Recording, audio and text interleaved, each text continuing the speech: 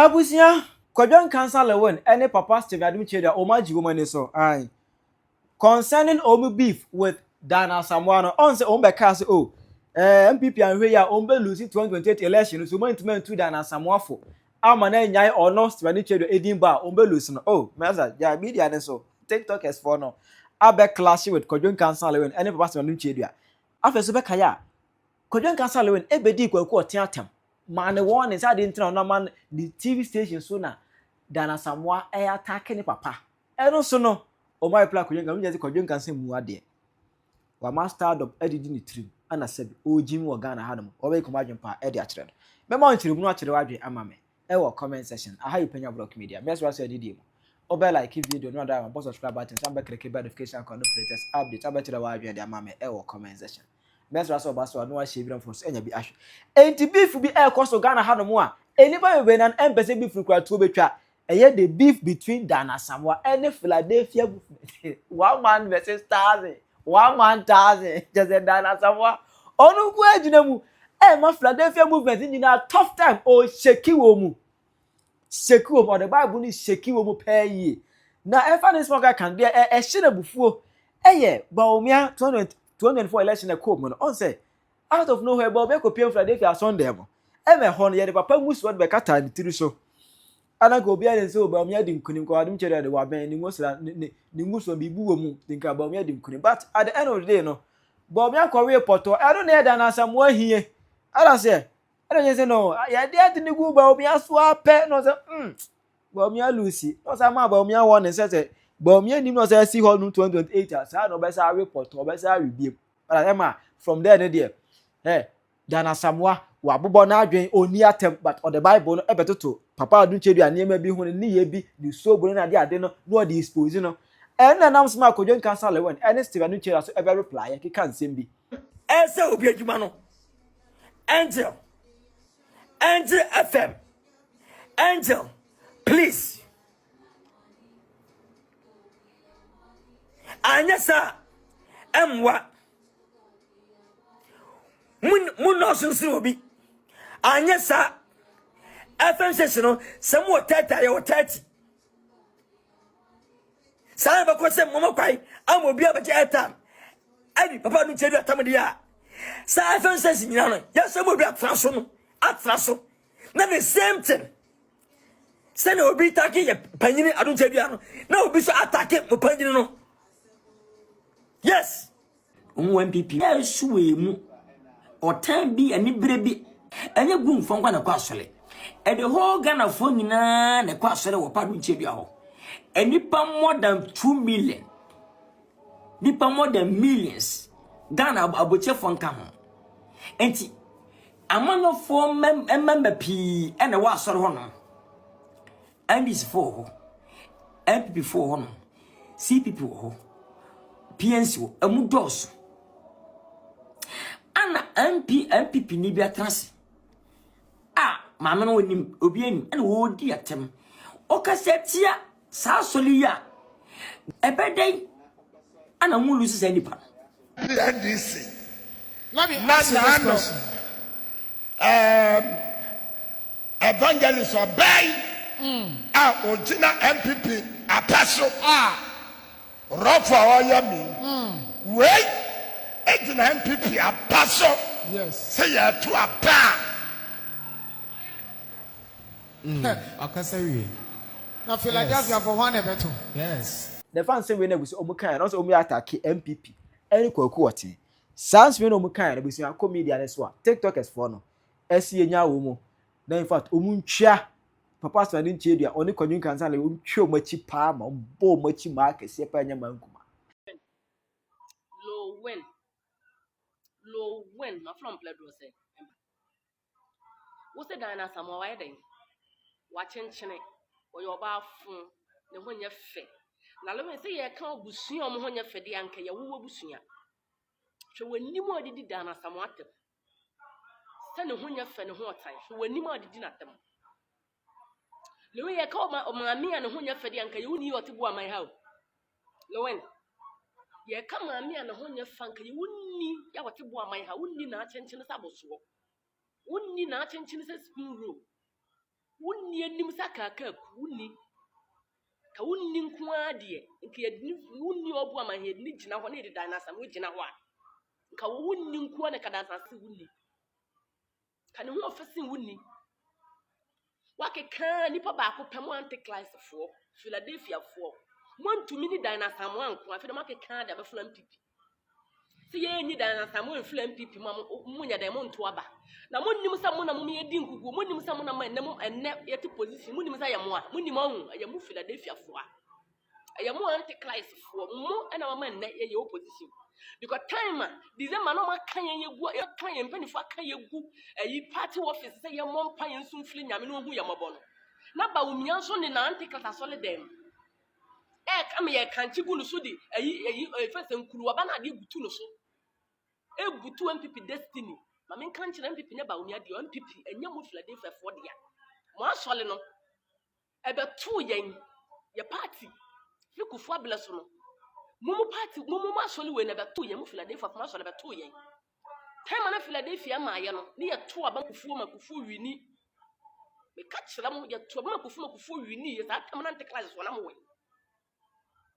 we obi akowi abode betsema na wode jail wo nipa de ka bo nipa ma na wu ama yesie no so na wonam ho no to ayampia anya Ghana ne yenka no kle a anya Ghana ne yenka no kle nka wo holo wa Ghana ne yempa no kle ne yenka no kle o ka no kle ne kwa se bia be comment at na obaye wontia na oba be distance na ma so wa chenche no ho otan ne ye kabuso mo ho otan anka ye mo bo ma ha wonni yenim na nim o wonni yenim na chenche sa bode jo wonni yenim te sa boso wo size ni dan asamu a ene wo ba ye no so wo no size ni dan asamu no ba ye dia obi a wo ho kwansa nye ne size ni wonni ko kire wonni because de obedua na nu na wo betwa enu na wo betwa ya ye lewe na ati Ghana ha na wo jimie enye wo no nya anti-class for do ho bo wo mo na wo jimie sesa mo anyi NPP afenfiri mu Philadelphia mo anyi NPP afenfiri mo NPP nya mo dia wo Philadelphia obaraban mo pa mo kra na ye hu ebi mu gina mo pa mo mpo ne enim so mbetwam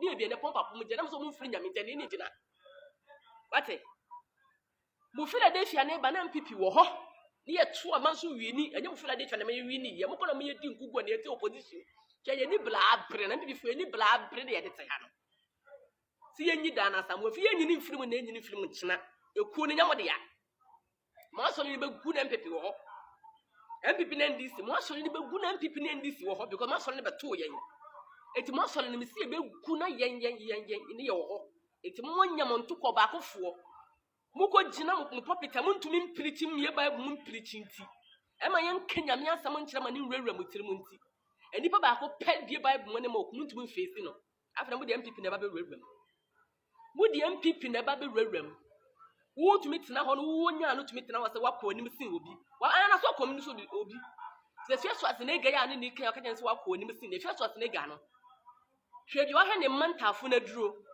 wo sha ase a wo ba bra na wo de da he na de da go tam ni nkrofo valanda nsere aduane di e wo kuma se ha ye nimu no we ni ufri bu ama ba kurom ha bera ka ye hu ye kan kire ye hu ene na so nya anti-class of wo ho akakodon wo mo ena mu ton so bolo mu ton we na mu di kunkrofo ma mu ton so bolo di jenkrofo akle front na monye sikata ne ama obi eji na wu chim wo Ghana na Ghana ne nya wo de NPP ni wa no firi mu nyuma no fla NPP mu brade fa monye NPP mfiri mu no tom na ma sole ni begu na NPP ti wo ma sole na oba da to NPP so be sa gu ayi e fa se mo party ma sole ni begu na NPP no ko te ho e ka kire mo wo ba be ya da na asamoa se ne ho nya fe wa chenchene ye ka obi an ho nya fe dia tenka ye wuni yo tibu ama hia de ni betwintwam wo so oda de ba ye sikani oda apomo so kala wa chenchene sa bo ode dwo wo ba be ya dan na asamoa mo nya NPP mfiri wanum mo nya mo ntokwa na mo ko a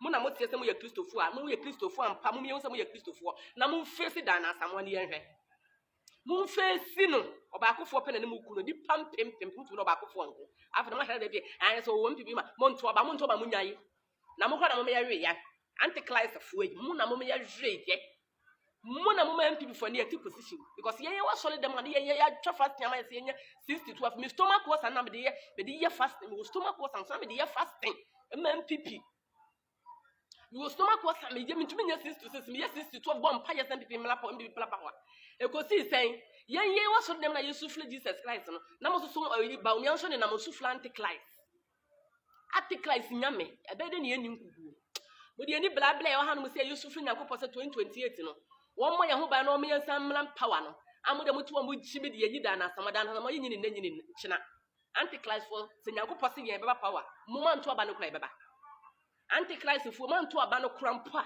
ye beba ehwe so asenega wa bobla chen me ka kirew ene odna to onum a wo ye no wa mo aduane depends na wo ye no ti asenega no wa mo aduane depends na wo ye no antichrist for me se munyim ho free ye NPP party na mo beto ye mbesa ko na ye party na wo ho munyim anu free munye ye din free wanum na mo beto ye mo ba ye na NPP wo ho fufu ableso I me to me first time aba 1999 no na NPP no wo ho atani enim antichrist ni enim mo pakra be ye bi ankosi agana mo mle besu o da na samo so le musu de enche mo mle besu enim se kwase ba me koma search aba ye so me kan kira mo na me koma search wo so mo be tworo fon a me kan me fan tworo bi nso won kan ente ye waste na waste clarity me oba ye me a me kan me hye de wo me boso na me ka Ghana anya mo dia me ka kira mo Ghana anya mo Philadelphia afọ dia Ghana mo be tog Philadelphia ba na Ghana wo Philadelphia be san akọ na Ghana sa wo ho na NPP wo ho na NDC wo ho nti munyim anu mfiri asem mo se mo se mo na mo sie se mo ayi mo sofo we nyame nipa dia ene da na sama bie bible mo so no abonti ma bire bible na mo so mu Philadelphia fa na mo so la mo ma comment di atam no mo so mo mra quotation credit mo bie bible na mo so mo face da na sama se yes mo wo ho na yen hwe nyina yen hwe o Ghana ha mo ni hu ni kitere yam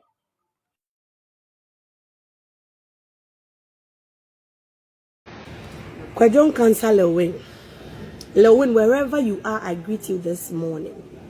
Kwadwo Nkansah Lewin, and Kasati said dear, Oda Pemsu.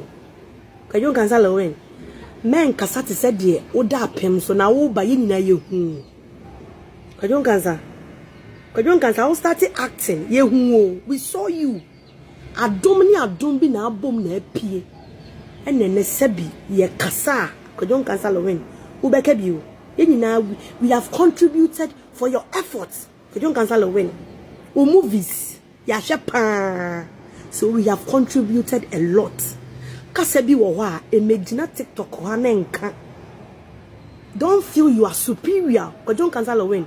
You are not superior. Uti mitri phone. Ebe kasa chere Kwaku Otin say Kwaku Otin your age mate because of Philadelphia. Kwaku Otin. Kwadwo Nkansah Lewin, Kwaku Otin is never your age mate. Papa ne bo brano. Na Kwaku ayi, e friend is saying Kwadwo Nkansah Lewin, onye wa dream po se obe act. Lewin, a sorry na wadi ejina mu na wudi eche. E bia bako. Lewin, a sorry abako. A sorry. Ebusiafo, asema mi ken. I'm not disrespecting anybody. But sometimes, you know, say the Lewin, I bet na see all to nensa. Kasa check a friend is saying a year papa Kwaku Otin to say the I say Kwaku Otin ye Lewin age mate. Kwaku Otin or your business mogul. Inti said Dina Samoa bet na ni TV station. Dina Samoa to airtime. Onti me can't Dina Samoa say onya ye dum ayi ni prog because what to airtime. And day no and your Kwaku Otin and a manager Angelo. They have managers there. So if you have anything you want to talk straightly to Dina Samoa, and you'll be on the platform na you go for the man. Lewin, oh ya mana broso, ya broso, na broso so agana for ye beka. Me say asori abako, boni gas maba, ayi apply life mo. Masa? In sorry, sorry abako. Ade na momo yenya so sa enti bibia na obi kan mo ba be so maami kura wo mo obi adi sobolo si eton sobolo yeton sobolo kransa na sebi o ma sorry ni be introduce sobolo enti se maami ni bo sobolo din a o mo obi adi unless say ade na maami ne ka no it is true na e wo dia fine me se mo wo anger issues bia sa anger issues no mo fa nkodan na Samoa so enye NPP enye Kwaku Otin, you should show respect. Lewin, Abisa for me the video be out to Mr. Mr. Mo. Umi nhwe nwie a.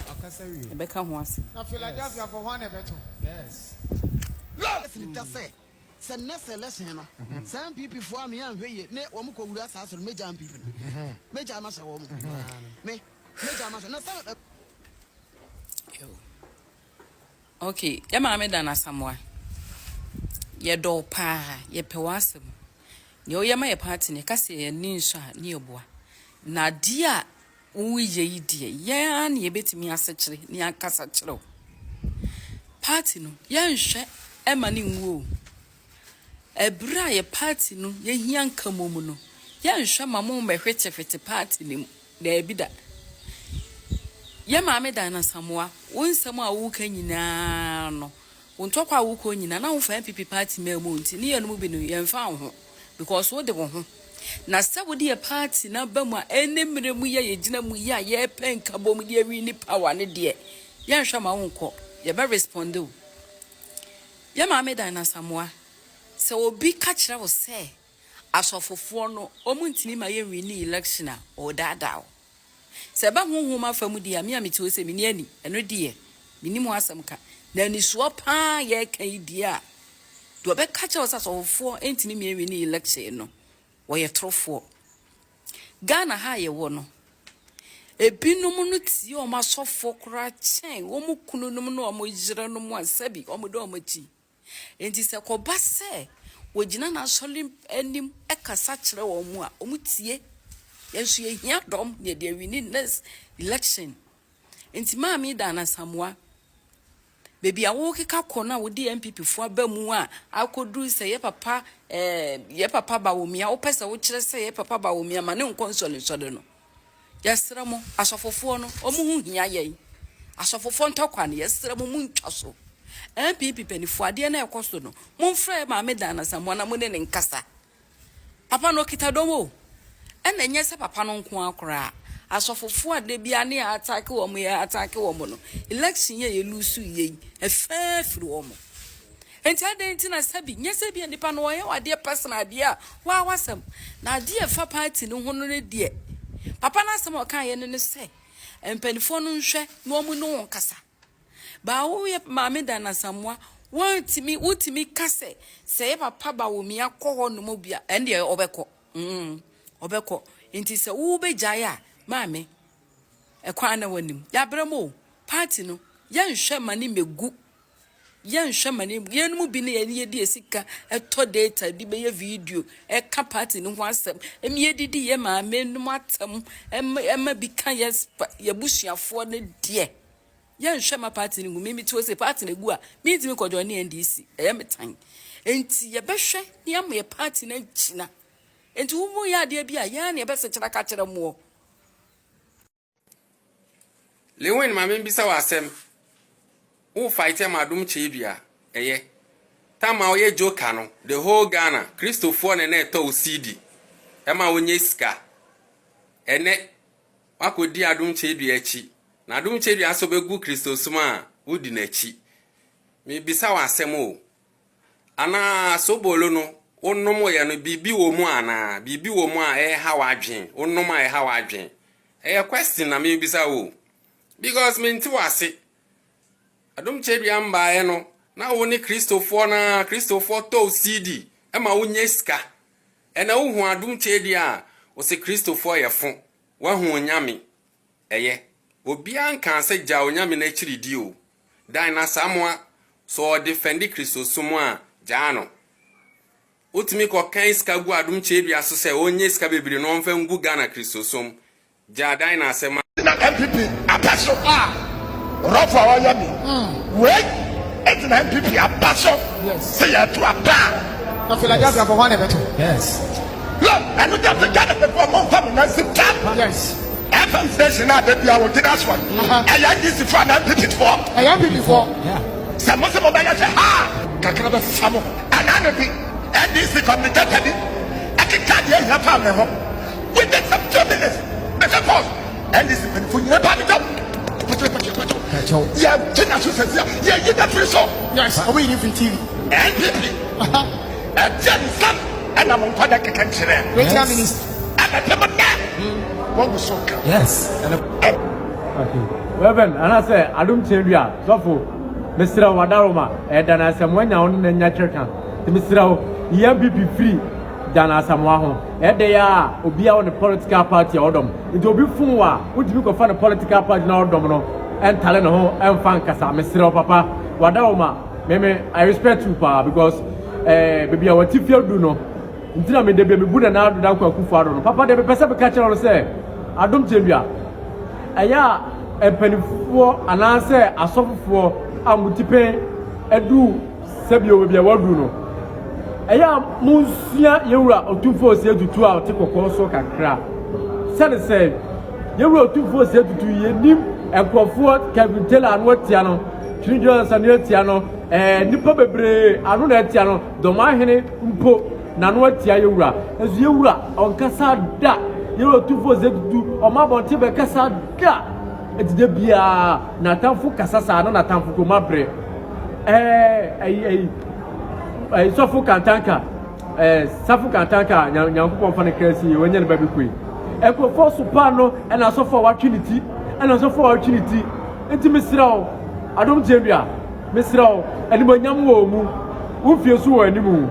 It will be Kawa, Papa, and Fino Wate, and Fino. Fini pakro ema wa sore fori bi ti se akwa na odinatire interpreter no o tete so no papa ne kasara wan kase o man na sore ma no nto abanfa ma NPP o wan kasa o ezu interpreter na odina o no wa kan asam de ahye papa na no ezu obi tina o bakata papa ne se o man na sore fo no nto amba emfa ma NPP na ntisa enti won sore ma no anasa interpreter ne o bloggers no na wanya obu kasa kire was obi be kasa tia wo a papa obi be kasa tia wo sa akofo na ebe wo no obi de be de ebe me anya ka omunye obu kasa tia mesira o dana samwade emfa NPP mbata no ho mesira no na nya ne ye de enya na dana samwa bi busa o adom chebi a wo pena na because papa no aso wajina papa ko so sa for the past 2 years papa we are dana samwa twema kakra o wo wajina ko so sa mesira muaro ate Adom Tebia, a more than as a because one shall be more pressure. Bah, maybe I won't fear, and I say, who fear that do no. Also, son of my business, also saw more about things, so some swa, papa, who pressure by bah. Who pressure by bah, Mr. Row, and son some so. You come to say you wrote 2 4 to 2, or be do a temple and one, or be 2 and 1. What I say, intimate Row, also a man, at the NPP forum, and this forum. Bawo bloggers ne interpreter na ojo na e ka asem dia de ato so ne ka se kire lewen lewen susun sama ne comment o candidate da na asem o de NPP abata no lewen o so fo ne kasa no wan kasa o ma ne sori ma no nto aba mfa ma NPP o enti lewen wani pepe se apreke soma wonye sikan so still na ho nya fe watwitwam se ayi sumina so ade se o pese de wo ka kwakuma nu na na tintim se jamo ba no ho a Ogun man na tim se kotokro no ale we betu waka ho en twetwe adu chebia e fale koto manie bi go NPP fo de o metima so aso papa no ba me pese e be so pa no NPP for youth metima so papa na so papa no onka asemboro se dana asamwa e o ya NPP oka dan watia no ba onka ase o man members ne nto aba mfa ma NPP ba interpreter no ene lewen Monsam na mokeka no munyai na mmedu papa na beto amandiem mama kofu adi papa na tem ni kwase omudi wata se mama papa no okofu kan sema ni kwase omuka ere kira papa no nsimu lewen wona opuri papa no ne na du puri legs na nsembu on kan kwa no ababonte na obeka ne kira manfo momfa NPP ni mbata dana asamwa ho dana asamwa na enya munu ni ndili straight dana asamwa wa busuanfo o papa o mame o nua o ma money in the street na money NPP no even free than as someone ere ne ho papa na money in deal because me no me to me bo asofo for pa me kwa asoro na ache but Philadelphia me adum che me bu papa me bu asofo for pa ko fo do kwa na me mu no we be ko fo do da me fa nya hwe me say bu ministers pa Sam George kwa so na me sumi mu no yes me say bu ahemfo pa ba do ma hene na me sumi mu no because onim kasa nensem bi oba monte be kasa enye professional enye enti mesire papa ene dana samwanye de endili na mu woman we je ko so achem hwa o twema o aba twema o ala hui na twema o ba hui asa sometimes no obi soja si usu no o ka wasoro ka se tumi say nipa no ya da o te papa mo hwe na mo ni sesala so no mo ntwe MPP nye de efrim because you say e be to aba de nim ala di Dr. Mahmoud Bawumia ba no usira no ama no kwan samba ho wo de wa yi onwira futa na kata ni tire ho ama samba ho ka se wo akonyame asori fie ni ada ntire nim se wo no wo do MPP party no enti mada na samwan sam na wo ka no emfa metwe MPP emfa mata ho na sa MPP nkura no be so obu Ghana dollar fu munya o medi watampa ba me ya papa mesre wo twe free politics mu obi ka asema papa mene bebe wati fedu ni kwa sa sound sam so mene eye beef na hyase ko breza de ya kian ne kin Kwadwo Nkansah Lowen ebesai abatu eja fufuro biem enye fedi agro kire wadwe ma me e wo comment section Penyah block media akra